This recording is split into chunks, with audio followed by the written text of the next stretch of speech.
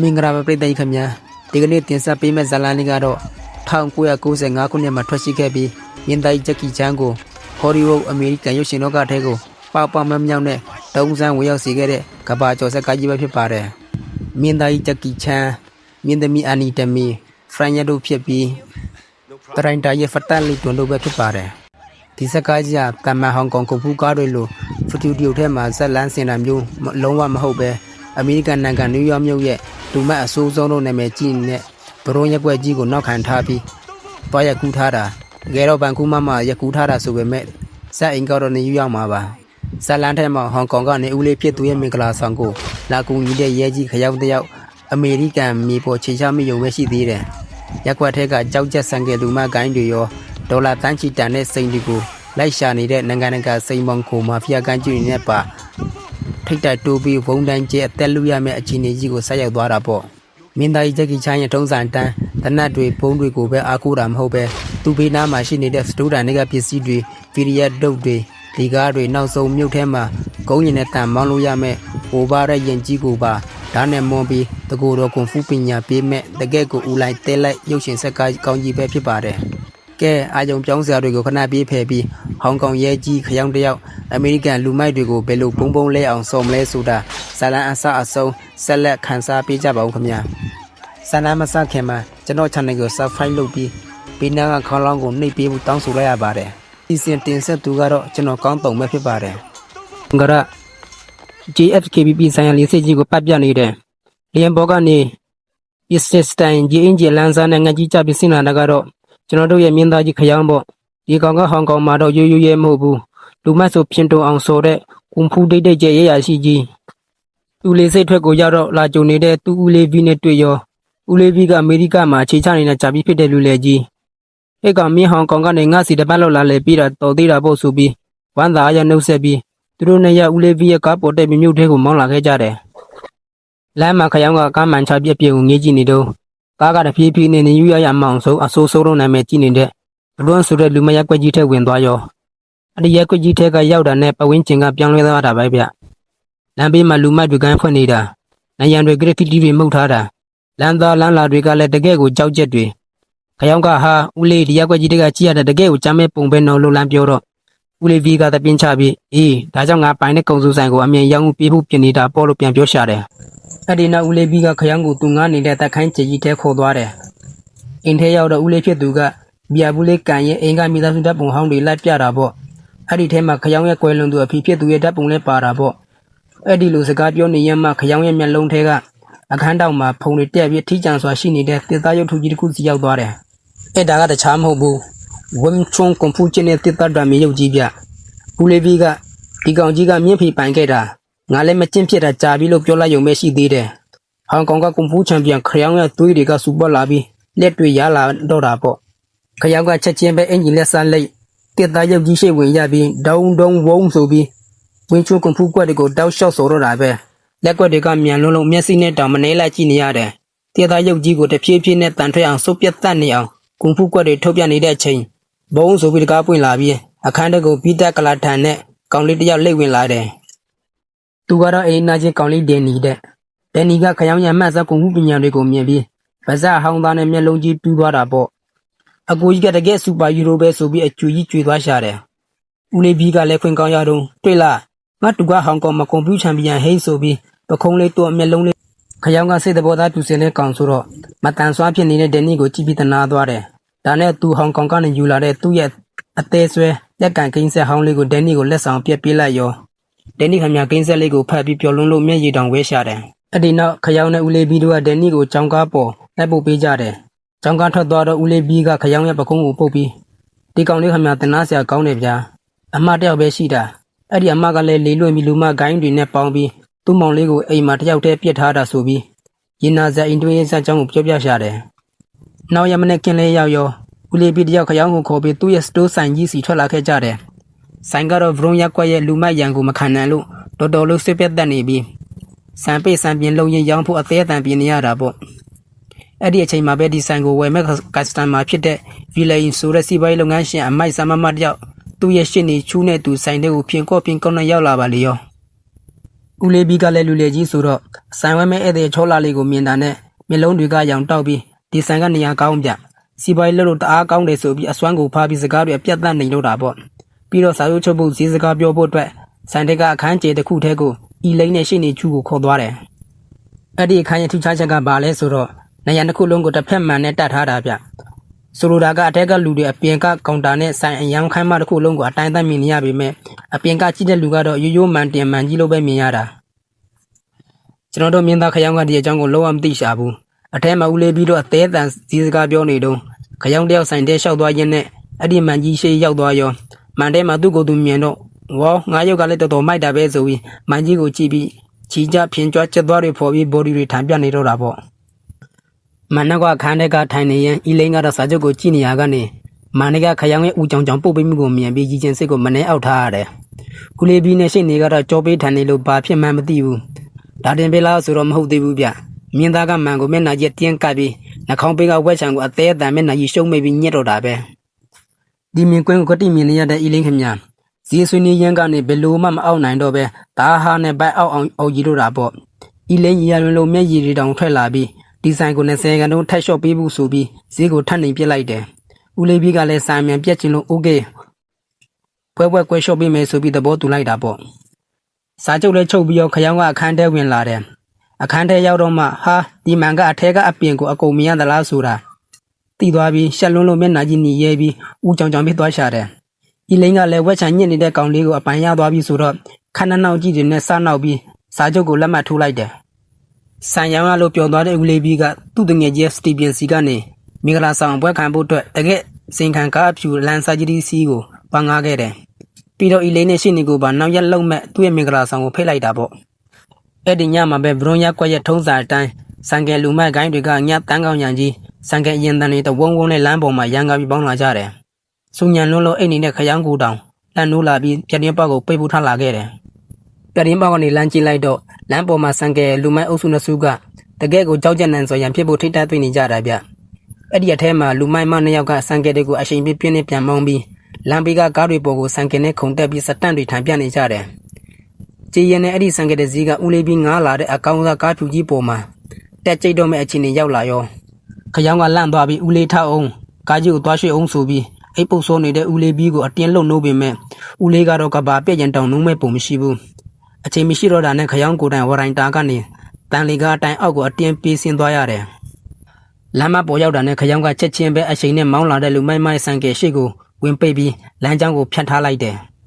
ခရောင်းရဲ့အနောက်ရှက်ကြောင့်အဲ့ဒီကောင်မလေးလည်းဆန်ကယ်မောက်ပြီးပြန်ပွဲမှာရှုံးသွားရုံတင်မကပဲလူမိုက်တွေအလဲမှာအကြီးကျယ်ရှက်ခွဲသွားတော့တာပဲကောင်မလေးကဒေါသတွေချောင်းချောင်းထွက်ပြီးခရောင်းကိုတီမတက်ကြည့်ပြီးနင်းတေဖို့သာပြင်ထားဆိုပြီးကရစားချီဖို့ကြုံသွားလိုက်တယ်အဲ့ဒီအချိန်မှာပဲကန်ကောင်းထောင်းမစွာရေကောက်အောတန်တွေကြားလိုက်ရလို့လူမိုက်အုပ်စုကြီးတွေကွဲကွဲပြေးကုန်ကြတယ်အားလုံးပြေးသွားပြီးလမ်းမကြီးရှင်းသွားတဲ့ချိန်မှာတော့ကျွန်တော်တို့မြင်းသားခရောင်းတယောက်တကားတော့လည်းမပါဘာမှလည်းမပါပဲလူမိုက်ရက်ကွက်ရဲ့လမ်းမပေါ်မှာ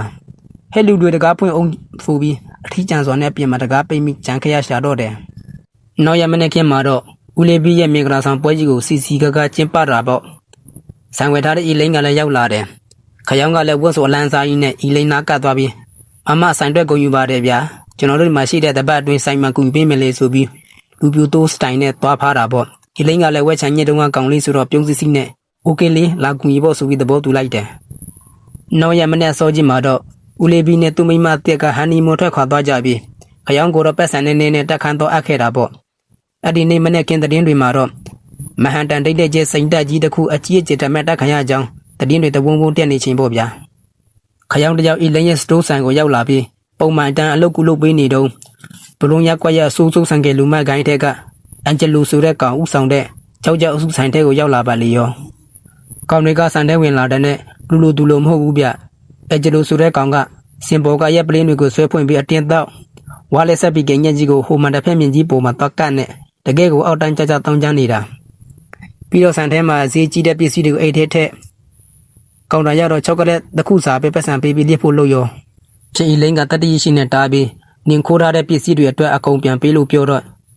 ့အီဂျလိုကပလင်းကိုချမ်းပြင်ပေါ်ရောက်ခွဲပြီးဤလိန်ကိုတတ်မတတ်ချင်းချောတော့တာပေါ့ဒီနေရာမှာကျွန်တော်တို့မြင်းသားဝင်ပါပြီးခရောင်းကအေးဆေးပဲလျှောက်လာပြီးအဂျလိုရဲ့အိတ်ကိုဆွဲယူကခိုးလာတဲ့ပစ္စည်းတွေချမ်းပြင်ပေါ်စော့ထိုးကြီးလုံးချပစ်လိုက်တယ် လူမိုက်တွေကဒီကောင်ဘာကောင်လဲဆိုပြီးဓာတ်တွေတုတ်တွေခရောင်းကိုဝိုင်းကြပေမဲ့ခရောင်းကတော့ဟောင်ကောင် ISIS တိုင်အမိုက်စားတွေအတိုင်းစီနီကူခံကကွယ်လို့ပလင်းတွေကိုလေတဲ့ဖမ်းရိုက်နဲ့တယောက်ချင်းစီကိုကွန်ဖူးနဲ့စုပ်ပြတ်တတ်တော့အောင်စောတော့တာပဲနောက်ဆုံးအဂျလိုကဓာတ်နဲ့တင်းဝင်ထိုးတာကိုရှောင်ပြီးမျက်နှာတက်ကိုခရောင်းကလက်သီးနဲ့ဖြတ်စော်လိုက်တာအဂျလိုတယောက်နှာခေါင်းယုံကျိုးပြီးသွေးတွေပန်းထွက်ကုန်ရောလူမိုက်တွေလည်းခရောင်းရဲ့ကွန်ဖူးစကေးကိုလန့်ပြီးလဲတဲ့လူရလဲပြေးလူရဲပြေးနဲ့လျက်ကုန်ကြတယ်ခရောင်းကဂိုင်းတဲကအရှာသားလူမိုက်ကိုပါအီလင်းကိုဒူးထောင်တောင်းပန်ခိုင်းလိုက်သေးတယ်ညပြဆန်ပိတ်တော့ခရောင်းကအီလင်းကိုကူညီပြီးတန်တန်ကားတို့ကိုဆွဲပိတ်ပြီးနောက်ပစ္စည်းတချို့ကန်ကအင်ကိုပြန်လာခဲ့တယ်လမ်းကြားတစ်ခုအရောက်မှာတော့ဟိုလူမိုက်တွေကကောင်မလေးတယောက်ကိုအတင်းဆွဲခေါ်ပြီးဖမ်းဆီးဖို့လုပ်နေတာတွေ့ပြန်ရောခရောင်းက yes တိုင်နဲ့မလုံနဲ့ငါပြက်လိုက်မယ်ဆိုပြီးသူ့ရဲ့ရဲစိတ်အတူကြီးကိုထုတ်ပြပြီးခြောက်လိုက်တာပေါ့လူမိုက်တွေကရဲစင်မှပြီးလန့်ပြီးကောင်မလေးကိုပြထားခဲ့ပြီးထွက်ပြေးကုန်ကြတယ်ခရောင်းကကောင်မလေးကိုသနာလို့ညီမလေးစင်ပြေလားဆိုပြီးသွားထူတဲ့ချိန်မှာပဲကောင်မလေးကအမိပွင့်မတက်ကြီးနဲ့ခရောင်းရဲ့ကြမ်းကြကွေးစီကိုအားရပါရဆောက်ကန်ထိလိုက်တာပေါ့ဗျာအားဆိုပြီးခရောင်းတဲ့လမ်းလေခေါင်းမှာခွေခောက်ပြီးလဲကျသွားရော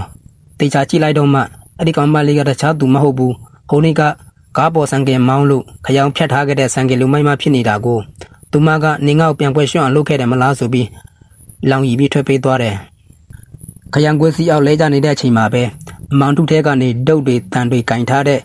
အီယာမလူမိုက်ကိုင်းစား၄ယောက်ထွက်လာပြီးခရောင်းကိုဝမ်းထုတော့တာပဲခရောင်းကအောက်ထားရတဲ့ကြားကလမ်းဘေးမှာတန်လီကားတွေအဝတ်လမ်းစင်တွေတုံးပြီးကွန်ဖူးနဲ့အတင်းပြန်ချပေမဲ့နောက်ထပ်လူမိုက်အုပ်စုကြီးဆန်ကယ်တွေနဲ့ထားရောက်လာပြန်ရောရောက်လာတဲ့အထက်မှာနှကောင်းစီတိုက်ပန်ထားတဲ့အဂျလိုလည်းပါတယ်အဂျလိုကတနတ်ထုတ်ပြီးငါဒီကောင်ကိုအသေးပြတ်တတ်မယ်ဆိုပြီးကလစ်စားချေဖို့လုပ်ပေမဲ့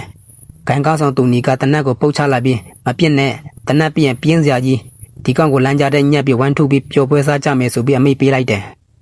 ဒီလိုနဲ့လူမတ်တအုပ်စုလုံးကခရောင်းကိုလမ်းကြတဲ့မှာပိတ်ဆို့ပြီးဘီယာပလင်းတွေချောက်ခဲတွေအမတ်ပုတ်တွေနဲ့အားရပါရဝိုင်းပေါက်တုတ်တွေနဲ့ဝိုင်းရလိုက်ကြတာ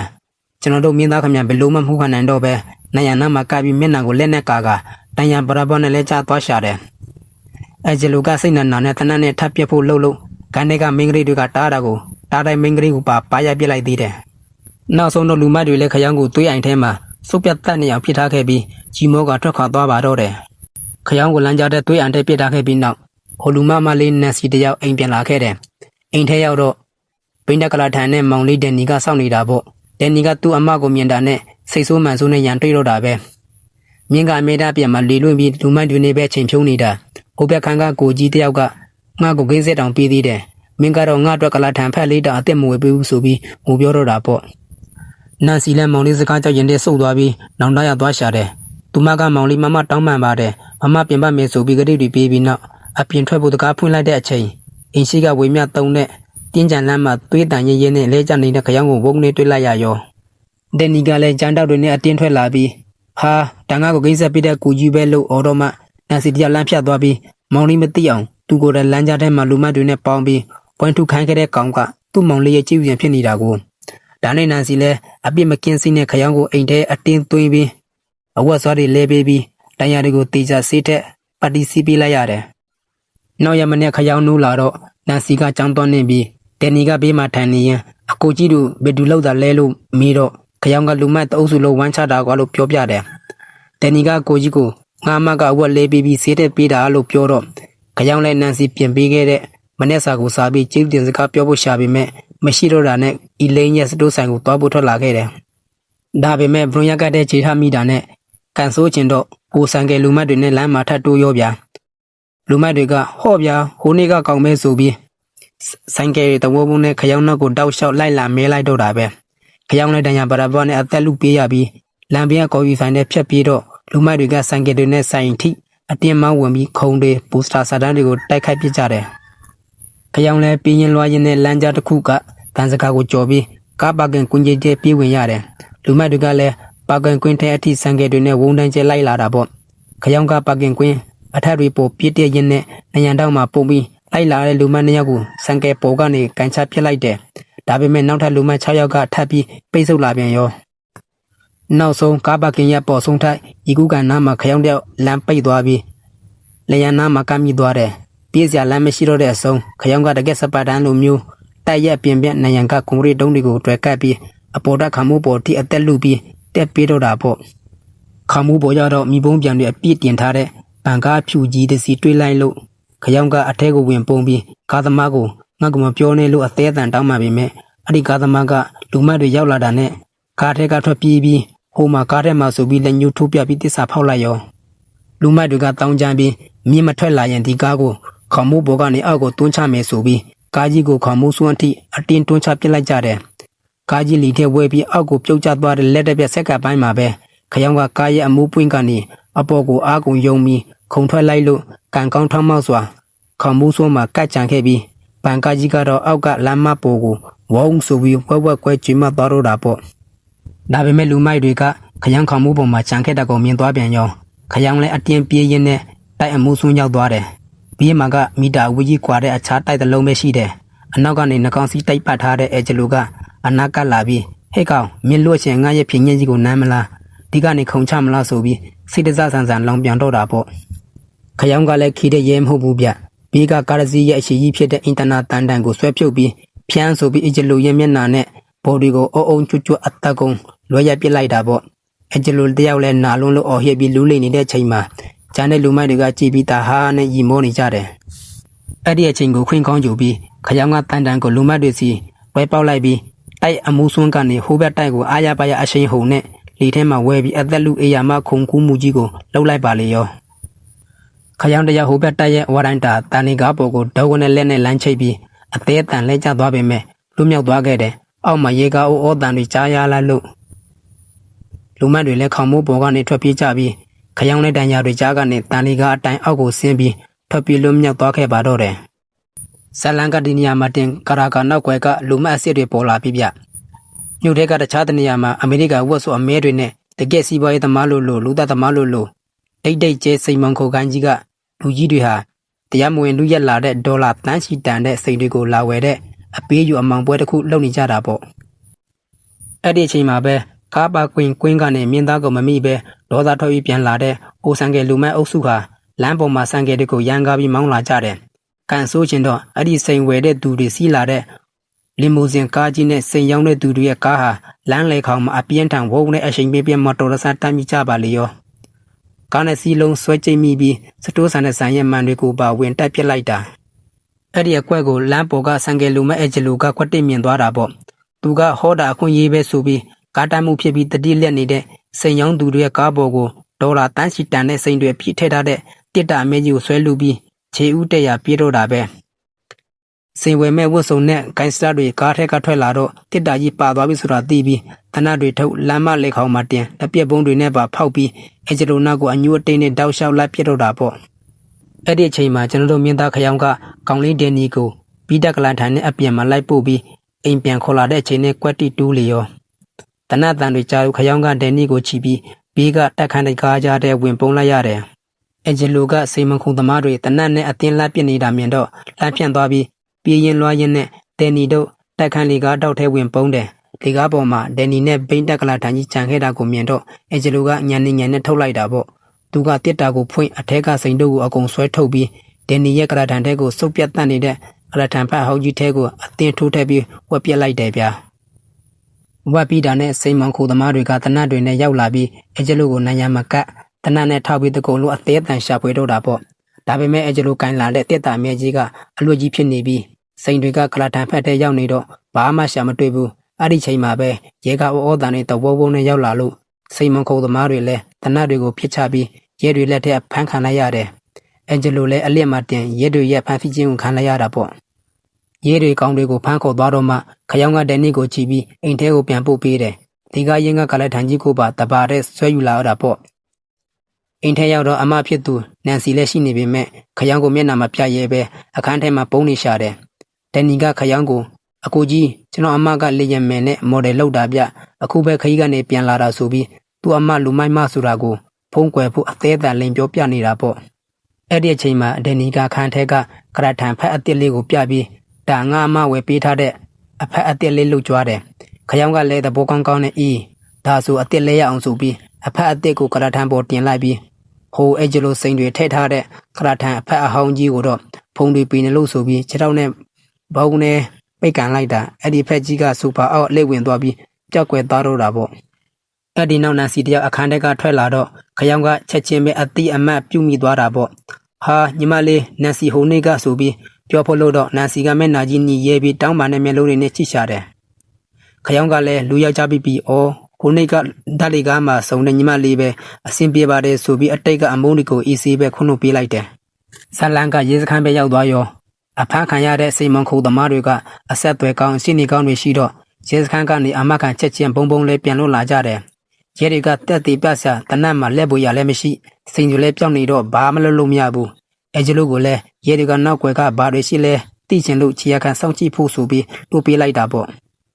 အဲ့ဒီညမှာပဲလွတ်လာတဲ့အဲကျလို့ရောစိန်မုံခုခိုင်းသားတွေရောဟာဟိုစိန်နေဝက်ထားခဲ့တဲ့ဒန်နီတို့တက်ခန်းစီကိုအပူတပြင်းပြန်လာပြီးလေကားတောက်တွေမှာအသေးအတန်လှရှာကြတော့တာပဲခယောင်းတယောက်ညံ့ပြက်လေကားကဆင်းလာတော့ကွက်စုံနဲ့စိန်မုံခုသမား2ယောက်နဲ့ထိတ်တက်တိုးပြန်ရောကောင်တွေကလူလေတွေဆိုတော့တနတ်မထုတ်ပဲကျုပ်တို့က FBI agent တွေပြဒီနာကမတင်ကဆရာတွေ့ရဖုံးဆက်လိုက်ပါဆိုပြီးခယောင်းကိုလိပ်စာကပြအတူတကူပေးပြီးလွတ်လိုက်ပါတော့တယ်ညပြဘရွန်ရကွက်ရဲ့ကလတ်တစ်ခုမှစတာပေါ့အဲ့ဒီမှာဒေတာခန်လူငယ်တွေလူမိုက်တွေစုပြီးအရက်တောက်တချင်းတွေနဲ့အပန်းဖြီနေကြတာကျွန်တော်တို့မင်းသားခယောင်းလဲနန်စီကိုစိတ်ပူလို့အဲ့ဒီပါတီပွဲတဲ့လိုက်လာခဲ့တယ်ဘိုးချမ်းမမှာတော့နန်စီတယောက်လာပပြီးဆက်စီကြတဲ့ဝက်စော်လန်းစားကြီးဝက်ပြီးထူးထူးဆန်းဆန်းတန်လုံထဲကတကက်ကြားအစစ်ကြီးကြားထဲကဆက်စီကြလောက်ခါပြီးကပြဖြောပြနေတာဗျနန်စီကကနေရင်နဲ့အပြင်မှာရကြည့်နေတဲ့ခယောင်းကိုမြင်တော့ဝမ်းသာအားရနှုတ်ဆက်တာပေါ့သူမကလို့ပြီးတော့ခယောင်းနဲ့သူဇပွဲတစ်ခုပေါ်မှာထိုင်ပြီးပြာတောက်ရင်စကားပြောကြတယ်ခယောင်းကညီမလေးဒီလိုလူမတ်တွေနဲ့မပေါင်းပါနဲ့တော့လို့ဘဝအတွက်ကောင်းတာမဟုတ်ဘူးဆိုပြီးအကူကြီးစတိုင်နဲ့တေချာပညာပြေဆုံးမတဲ့ချိန်စံကယ်လူမကန်ချုပ်တူနီနဲ့သူတပည့်တွေရောက်လာပါလေရောတပည့်တယောက်ကဟိတ်ကောင်ဟိုမာနန်စီကဟိုတရုတ်ကောင်နဲ့ထိုင်နေတယ်လို့သွားတိုင်တော့တူနီတို့အုပ်စုဒေါသရကြီးနဲ့အနာကိုအတင်းကလာကြတယ်နန်စီကအချင်းဒီမဟန်တာတိတော့ခယောင်းရဲ့လက်ကိုဆွဲပြီးလမ်းကြားထဲကနေအမြန်လျက်ပြေးဖို့လုပ်တာပေါ့လူမတွေနောက်ကနေလိုက်လာတော့နန်စီကလမ်းဘေးမှာရပ်ထားတဲ့တူနီတို့ရဲ့စံကယ်တွေကိုအလန်းစားချီကန်ချက်နဲ့တန်းစီလဲကျအောင်တွန်းလဲပစ်လိုက်တယ်ပြီးတော့ဂျန်တဲ့စံကယ်ပစ္စည်းပေါ်မှာတက်ခွာပြီးခယောင်းနဲ့တူဝူနဲ့မောင်းပြေးကြလို့လူမတွေခမလိုက်မမီပဲခြံခဲ့ပြန်ရောမြို့ပြင်တနေရာတရားအောက်ရောက်တော့ခယောင်းကစံကယ်ကိုရက်ခန့်ပြီးနန်စီကိုတတိချာထပ်ပြောရှာတယ်မြင့်မှန်ဒန်နီဆိုတဲ့မောင်လေးတယောက်လုံးရှိတာအချင်းတွေကိုဒီလိုအလဟတ်မဖြုံးပါနဲ့တဲ့နန်စီလဲခယောင်းရဲ့စိတ်ရမှန်ကိုသိသွားပြီးစိတ်လှုပ်ရှားကခယောင်းရဲ့လေပြင်းကိုတန်းဖတ်ပြီးနယူးယောက်ညရှုကင်းကြီးကိုနောက်ခံထားကအာရပရနန်းပစ်လိုက်ပါလေရောဒါပေမဲ့အချင်းနောက်မှာမုံကပါလာပြီးနောက်ရမနဲ့ခယောင်းကနန်စီတို့မော်နမနဲ့အတူပန်းချံထဲမှာပျော်ပျော်ပါအပန်းပီနေကြတော့စတိုးဆန်ပြက်မှာဘာဖြစ်လို့လဲဆိုတော့တူနီရဲ့လူမတ်အုပ်စုတွေကခယောင်းကိုရှာမတွေ့လို့ဆန်ရှင်အီလိန်ရဲ့စတိုးဆန်ထဲကိုဝုံတန်းကျဲဝင်မွေပြီးဆိုင်ထဲကပစ္စည်းတွေမန်တွေကိုအကုန်လုံးရိုက်ခွဲဖျက်ဆီးပစ်လိုက်ကြတာဒါတွေမကသေးပါဘူးစိန်ပြောက်လို့ယူနေတဲ့ဟိုစိန်မန်ခုသမားတွေကလည်းလမ်းပေါ်မှာလူမတ်နှစ်ယောက်ကိုဖမ်းဆွဲပြီးသူတို့ရဲ့လီမူဇင်ကားနောက်ဖုံးတဲ့အတင်းထည့်ပြီးဖမ်းခေါ်သွားကြပြန်ရောခယောင်းတယောက်ဆိုင်ကိုပြန်ရောက်လာတဲ့အချိန်မှာတော့စံကြီးတစ်ခုလုံးဝက်ဝက်ကွက်ဆုပ်ပြတ်နေပြီးစံရှင်အီလိန်ခမန်ငိုယူပြီးခယောင်းကိုအသက်ကိုရန်တွေ့တော့တာပဲနင်ငါကိုကူရင်မယ်ဆိုပြီးပဲသွားနေတာလဲနင်ဟိုလူမိုက်မနဲ့သွားပွေနေလို့လူမတ်တွေလာဖျက်ဆီးတာငါဘွားတော့ပြတ်ပါပြီဆိုပြီးစိတ်ဆိုးမှန်ဆိုးနဲ့မောင်းထုတ်လိုက်ရောခယောင်းလည်းယောက်ျားပြီးရင်ထဲနာသွားပြီးဒီကောင်တွေကိုငါကိုယ်တိုင်ပြက်ရှင်းမယ်ဆိုပြီးအန်စီကိုလမ်းပြခိုင်းကလူမတ်တွေအချီဆိုင်တဲ့ထွက်ကားတန်းဝင်းကြီးတဲ့ကိုတကူတော့ဒုံဆန်းဝင်ချတော့တာပဲခယောင်းကလူမိုက်တွေပဲအမဲစုနေတဲ့ track အင်ကြီးရဲ့တကားကိုဘုံနဲ့ပိတ်ကံမြေဝင်သွားတာပေါ့အထဲမှာတုံနီနဲ့သူတပည့်တွေရှိနေတယ်ခယောင်းကမြင်းတို့ကလူအမိုက်တွေပဲလို့တရုတ်လူရောအင်္ဂလိပ်လူရောဆဲဆူပြီးအခန်းတက်ကပစ္စည်းတွေအတန်ချက်ဆက်တွေဗီဒီယိုခုံတွေကိုခြေထောက်နဲ့ကန်လက်နဲ့ရိုက်ပြီးစိန်ခေါ်တော့တာပဲလူမတ်တွေလည်းဒီကောင်တယောက်တည်းလာရဲတယ်ပေါ့ဆိုပြီးပလင်းတွေတုတ်တွေနဲ့ဝိုင်းချကြတော့တာပေါ့ဒါပေမဲ့ဟောင်ကောင်ရဲကြီးခယောင်းကတော့ခီသူမဟုတ်ဘူးအခန်းထဲမှာရှိတဲ့ပလင်းတွေကိုလက်ထဲမှာဖမ်းပြီ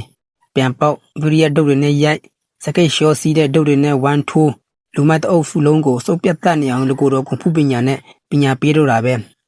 ကိုင်းချုပ်တူနီကိုတော့ဝင်ချပေမဲ့လဲခယောင်းရဲ့လမ်းစာကွန်ဖူးကွက်တွေအောက်မှာဂိမ်းခုံကြီးပေါ်ကိုပလက်လန်ကလွင့်ထွက်သွားပြီးမချိမဆန်းခံရရှာတယ်တူနီကမခံနိုင်တော့တာနဲ့တနတ်ထုတ်ပြီးပင်တချက်ကိုဒုံးနဲ့ပြက်ဖောက်မှရံပွဲကရပ်သွားတယ်အဲ့ဒီချိန်မှာပဲအခန်းထဲကိုနန်စီဝင်လာတော့တူနီကသူ့စားဟောင်းရှိမှအချက်မကွဲရှင်လို့ကဲမျက်နှာနဲ့သွားတော့ဆိုပြီးခယောင်းကိုလွတ်ပေးလိုက်ရတယ်ခယောင်းကထွက်သွားခါနီးမှာမင်းတို့တွေလူမတ်တွေလှုပ်ပြီးဘဝကိုဒီလိုပဲလဟတာဖြုံးတိမနေကြနဲ့ဆိုပြီးတကယ်ကိုရင်တဲထိမဲ့စကလုံးကြီးတွေနဲ့ပညာပေးတရားဟောခဲ့ပါသေးတယ်ခယောင်းထွက်သွားခါနီးလမ်းမှာတင် စိန်မခုသမားတွေဖမ်းသွားတဲ့လူမနှစ်ယောက်ထဲကအသက်ရှင်ကျန်တဲ့တယောက်ကတုံတုံရင်နဲ့အမတ်အမဲကြီးတအိတ်ကိုပွေ့ချီပြီးအခန်းထဲကိုလိမ့်ဝင်လာရေ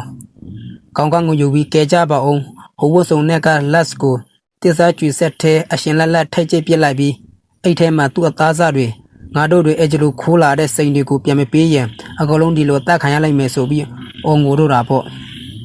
အိတ်ထဲကသွင်းရည်နှံ့တွေနဲ့အသားစားတွေကိုမြင်လိုက်ရတဲ့ချိန်မှာတော့တုံးနီအပါဝင်လူမတ်တအုပ်စုလုံးဟာအင်နာကြီးဖြီရော်သွားပြီးသူတို့စုံနေတဲ့ကစားပွဲကတမန်ရက်ွက်လူမတ်ကစားပွဲမဟုတ်ပဲတကယ်သွေးစာနေတဲ့မာဖီယာကန်ကြီးရဲ့တက်ကွင်းထဲရောက်နေပြီဆိုတာသိသွားပါတော့တယ်ဟိုလူမတ်အုပ်စုတွေသွေးပြက်နေတဲ့အချိန်မှာပဲမင်းသားခရောင်းကဒီကောင်တွေတကယ်တက်နေတာပဲဆိုပြီးအခြေအနေကိုထိန်းဖို့အတွက်ဟိုနေ့ကတည်းကပေါ်မှာတွေ့ခဲ့တဲ့ FBI agent 2စိန်မဟိုသမားတွေရဲ့ဖုန်းနံပါတ်ကိုဆက်လိုက်တာပေါ့ခရောင်းတယောက်လူမတ်တွေရဲ့စကန်ထရလာဝင်းထဲမှာအဲ့ဒီဝတ်စော်နဲ့တွေနဲ့ချင်းတွေ့တယ်အထဲမှာထရက်ကားကြီးတစ်စီးထဲမှာတော့အခေါင်းယူကျိုးထားတဲ့အဂျီလိုကိုစိန်မခိုသမားတွေကအသေးလေးနှိမ့်ဆက်ထားတာစိန်မခိုသမားတွေရောက်လာတာနဲ့အဂျီလိုကဟဲ့ကောင်တွေဒီကောင်တွေ FBI မဟုတ်ဘူးစိန်ပန်ရှင်ဂိုင်းစတာတွေလိုလမ်းအော်တာပေါ့လမ်းအော်လိုက်ရုံမဲ့ရှိသေးတယ်ဝတ်စော်နဲ့တကောင်ကတနတ်နဲ့အဂျီလိုရဲ့ခြေတော့ကိုတုံးဆိုပြီးရဲရဲဆက်ပြစ်ထည့်လိုက်ရောမင်းတို့စိန်တွေမှာလဲဆိုပြီးတနတ်နဲ့ဝိုင်းချိန်တော့အဂျီလိုကအသက်လူပြီးဟိုမတန်မစွမ်းကောင်လေးဒန်နီရဲ့ကလတ်ထန်ဘေးထဲမှာလို့အကုန်ထုတ်ပြောလိုက်တော့တယ်စိန်မဟိုသမားတွေကခရောင်နန်းစီနဲ့တိုနီတို့ကိုတနတ်နဲ့ထောက်ပြီးဒန်နီတို့ရဲ့အိမ်ကိုအတင်းခေါ်သွားကြတယ်အိမ်ထဲရောက်တော့ဝတ်စုံနဲ့တွေကဒန်နီကိုကြမ်းကြမ်းတန်းတန်းသွန်းပယ်ပြီးကလတ်ထန်ဖက်အသက်လေးကိုဓာတ်နဲ့အားရပါရမုန်းပြလိုက်ကြတယ်ဒါပေမဲ့အထိုင်မှာဘာမှမရှိဘူးအဲ့ဒီမှပြန်ကောင်တွေကဒေါသထွက်ပြီးခရောင်ကိုမျက်နှာတက်တက်လက်သီးနဲ့ဖျက်ဆော်တော့တာပဲခရောင်လည်းလှုပ်ထွင်းသွားရောဒန်နီကသနာလို့အကိုကြီးကိုမရိုက်ပါနဲ့စိန်တွေကငါအမခန်းထဲမှာထင်တယ်လို့လိန်ပြောတယ်လူမတကောင်ကဒန်နီကိုပါအတင်းဆွဲခေါ်သွားပြီးအခန်းထဲဝင်မွေတာပေါ့အခန်းထဲမှာလည်းအတုတွေပဲတွေ့တော့လူမတွေကစိတ်တူပြီးကလေးဖြစ်တဲ့ဒန်နီကိုအသက်ပေးရန်ရှာဖို့အရှိန်နဲ့ဝင်ပြီးတော့တာပဲဒီနေရာမှာခရောင်ရဲ့မျက်လုံးကဆိုဖာအောက်ကကလာထန်ဖက်အဟောင်းကြီးနဲ့ဂျိုင်းတော့ကိုကွက်တိမြင်သွားတာပေါ့ခရောင်ကချက်ချင်းပဲဆိုဖာအောက်ကစိန်တွေရှိတဲ့အဖက်အဟောင်းကိုဆွဲထုတ်ပြီးတော့ဒန်နီကိုလုံမဲ့ကောင်ကိုဂျန်တောင်းနဲ့ကောင်းကွဲအောင်အုံခနဲ့လွဲရပြစ်လိုက်တယ်ပြီးတော့ဆိုဖာပေါ်ခုံတက်ဂျန်တဲ့လူမတကောင်ကွန်ဖူးနဲ့စုပ်ပြတ်တတ်နေအောင်လေထဲဝဲပြီးချတော့တာပဲမောင်လေးဒန်နီကလည်းခေသူမဟုတ်ဘူးဘေးကနေဘောလုံးအုပ်ထုတ်တွေဂရန်နာတန်ကူပစ္စည်းတွေကိုခရောင်စီအမိရလမ်းပြစ်ပြီးကူချတာပေါ့ခရောင်ကလူမတကောင်ကိုတန်ကြိုးတွေနဲ့တုံအောင်ပြစ်လိုက်တယ်အဲ့ဒီချိန်မှာပဲဖန်စီခံထားရတဲ့လူမတူနီတို့စီကဖုံးဝင်လာတာပေါ့ခရောင်ကဖုံးကိုကန်လိုက်တော့တစ်ဖက်ကမာဖီယာကိုင်းခေါင်းဆောင်ကြီးတိုက်ကားကအမြင့်စိန်တွေရရန်ဟိုရဇာကန်တွေကိုတပ်ပြစ်လိုက်တော့ဆိုပြီးအမိပေးတာခရောင်ကငါခရောင်ပဲမြင့်လူတွေကငါလက်ထဲမှာငါငယ်ချင်းတွေကအခုလို့အဆိုပြီးပြန်ချိန်မောင်းလိုက်တယ်ပြီးတော့ဒန်နီကိုတက္ကစီနဲ့ចောင်းကိုအမြန်လွတ်လိုက်ရတယ်စိန်မုံခုသမားတွေကတူနီတို့ကိုနှိပ်စက်ပြီးခရောင်ကအီလိန်ရဲ့စတိုးဆိုင်မှာရှိတယ်ဆိုတာသိသွားကြတယ်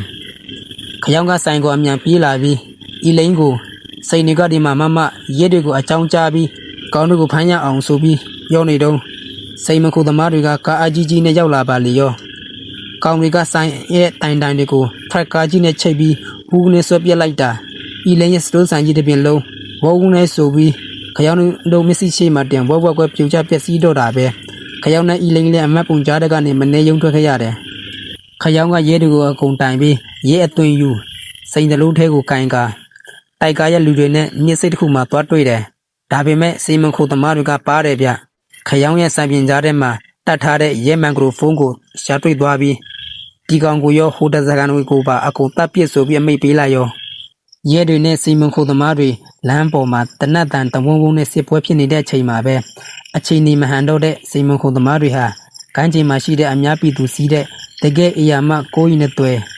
ရင်ကြီးကိုတနတ်နဲ့ချင်းချောက်ပြီးလူရက်ကမြို့ထဲကိုမောင်းပေးကြတော့တာပဲဒီအခါမှာကျွန်တော်တို့မြင်သားချက်ကီချန်ခရောင်ကဘာလို့လဲဆိုတော့ဘေးကရွက်လေတိုင်ပေါ်မှာအတင်းပြစ်တက်ပြီးအရှိန်နဲ့မောင်းပြီးနေတဲ့အိုဗာရဲ့ရင်ကြီးကိုဒီထဲကနေဘုံကနေခုံချကဒါပေမဲ့ချီချိုပြီးကျိုးနဲ့ခြေတော့ညှိတွဲကလမ်းမပေါ်အရှိန်ပြင်းတဲ့တရွတ်တက်ဆွဲခေါ်ခြင်းခံခရရှာတယ်ဒီအခါမှာချက်ကီချန်တကယ်ချီကျုံဖို့ကျိုးသွားတာဒါပေမဲ့မြင်သားကအန်ကျိပြီးအိုဗာရဲ့ပေါ်အတင်းကတ်တွဲကတက်သွားပါတော့တယ်အိုဗာရဲ့ကြီးကလမ်းမပေါ်တင်မကပဲမြို့ထဲကကားတွေပါတက်ကျိပြီးတောင်းကျနေတဲ့အချိန်ခရောင်ကလမ်းဘေးကအီတရီလမ်းမကွန်နီတန်ကားနီလေးတစ်စီးပေါ်ခုန်တက်ပြီးရှေးအောင်ပစည်းဆိုင်ကနေတကယ်အရာမတမ်မဏိဓာရှိကြီးတစ်ချောင်းကိုဆွဲယူလိုက်တယ် ပြန်ကားကိုအိုဘာရဲရဲ့ဘေးကားတဲ့မောင်းခံပြီးခရောင်းကားပေါ်ကနေလမ်းပြီးအိုဘာရဲကြီးလမ်းပေါ်မောင်းလို့ရအောင်ထိမ့်ပေးထားတဲ့အရာမလေးအိမ်မဲကြီးကိုဓာကြီးနဲ့စွတ်ဆူပြီးအာရပါရကြီးစုပ်ဖဲသွားအောင်ဆွဲဖဲပြစ်လိုက်တာလေးအိမ်ကြီးပေါက်ထွက်သွားတော့အရာမရန်ကြီးကလမ်းလေကမှာတဝုံဝုံနဲ့ကျွန်းပြန်ပြီးပရိုက်ပေါက်ကရပ်သွားတော့တာပေါ့ခရမ်းလဲအပေါ်ကိုခုံတဲ့တနတ်ကိုလူယူပြီးလူမတ်တွေကိုအပန်ဖမ်းပြီးတစကားရှိတဲ့နေရာကိုမေးလိုက်တယ်ရဲတွေကအိုဘာရက်ကြီးကိုတိတ်တွေနဲ့ပြန်ဖာပြီးခယောင်းနန်စီတိုနီတို့နဲ့ရဲတွေအုပ်စုဟာအဲ့ဒီရင်ကြီးကိုမောင်းပြီးမဟာပီလင်ကြီးတိုက်ကားရှိတဲ့တထေးတွေစောတဲ့ကောက်ကွင်းထဲကိုတဝူးဝူးနဲ့အရှိန်ပြင်းပြင်းမောင်းဝင်ချပြစ်လိုက်ကြတာပေါ့ကောက်ရတဲ့တိုက်ကားကြီးဟာဒါပါကြီးလဲဆိုပြီးကြည့်နေတော့အိုဘာရက်ကြီးကသူ့ဘော်ကိုဝုန်းဆိုပြီးတိုက်ရိုက်မောင်းကျိတ်ပြစ်လိုက်တာကန်ကောင်းလုံးလေအိတ်ထဲရောက်သွားပြီးမသိပေမဲ့ရင်ကြီးဖြတ်မောင်းသွားတဲ့အချိန်မှာတော့ပီလင်ကြီးတိုက်ကားခမဝတ်ထားတဲ့အဝတ်အစားတွေဘောင်းပြီးတဲ့အကုန်လုံးလေအိတ်နဲ့ပါသွားပြီးကောက်ကွင်းအလဲကောင်မှာကပြကရနဲ့ကိုယ်တလုံးဖြစ်ကာဖြင်းပြောင်ကြီးနဲ့ရဲတွေလက်ထဲကိုအဆက်တကွဲဖမ်းသိချင်းခံလိုက်ရပါတော့တယ်နောက်ဆုံးတကယ်တင်ကန်းစာကတော့ဂျက်ကီချန်ရဲ့စိတ်ဓာတ်ပဲချီကျုံဝကြီးတစတီကျိုးပဲ့သွားတာတောင်ရုပ်ရှင်ကြီးမဲ့ပြိတ္တတွေအတွက်ရက်ကူရဲ့ဖွဲသားတွေအတွက်အန်ကျိတ်ပြီးကြောက်ပတ်တီကိုဖနက်ပုံစံချီးချဲကဇက်ကားကိုပြအောင်ရက်သွားခဲ့တယ်ကိုအလုပ်ပေါ်ထားတဲ့တာဝန်ယူမှုတာဝန်ခံမှုနဲ့စိတ်ဓာတ်ပြင်းထန်မှုကတော့တကယ့်ကိုအတူယူစရာအကောင်းဆုံးပဲဇလန်လေးကတော့ဒီမှာနဲ့ပြီးဆုံးသွားပါပြီနောက်ခါတွေကြောက်ရင်လဲပူချမ်းပူပြီးမိုက်တဲ့ဇလန်တွေနဲ့ပြန်လာခဲ့မှာအောင်မယ်ကြည့်ရှုပေးကြတဲ့ပရိသတ်တူတယောက်ချင်းစီကိုလည်းကျေးဇူးအများကြီးတင်ပါတယ်